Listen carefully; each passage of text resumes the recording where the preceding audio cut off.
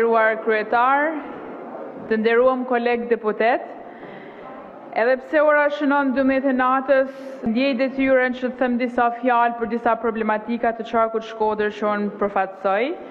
Javën që shkoi kishim javën e gjelbër, javën që i dedikohet komunitetit dhe problematikat të banorëve, dhe siç e dim ditët e fundit nga rreshtet e shumta që ka pas edhe dame jo fort vogla, sidomos në zonën e Vaudejsit, që është pjesë e qarkut që unë përfaqësoj.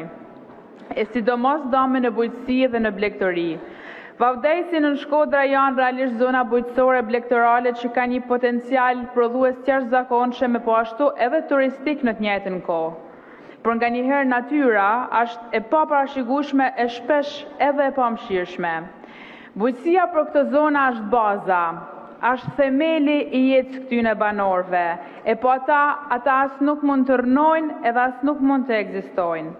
E unë si deputete e kësaj zone, do të angazhohem maksimalisht ndryshe nga viti 2010 e vitet ku ka pas përmbytje dhe dame dhe kur institucionet nuk interesoheshin, tash ta banorët duhet të nixhohen dhe duhet t'u jepen një ndihmë konkrete.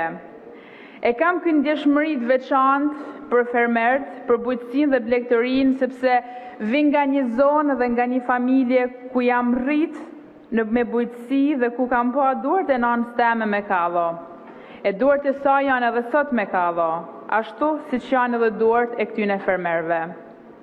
Momentalisht ka fillu procesi i vlerësimit të dameve nga Ministria e Mbrojtjes dhe Bashkia Vaudejs, ku madje gjej rastin ta falenderoj Ministrin e Mbrojtjes për ngatishmërinë e të kenë një terren dhe për inspektime. Por unë për me mbyll, duhet them se besoj edhe mendoj se fermeri ka një status të veçantë moral edhe njerëzor, sepse prodhon. Edhe sot me të vërtetë është revolucion të prodhosh përballë sfidave të mëdha globale.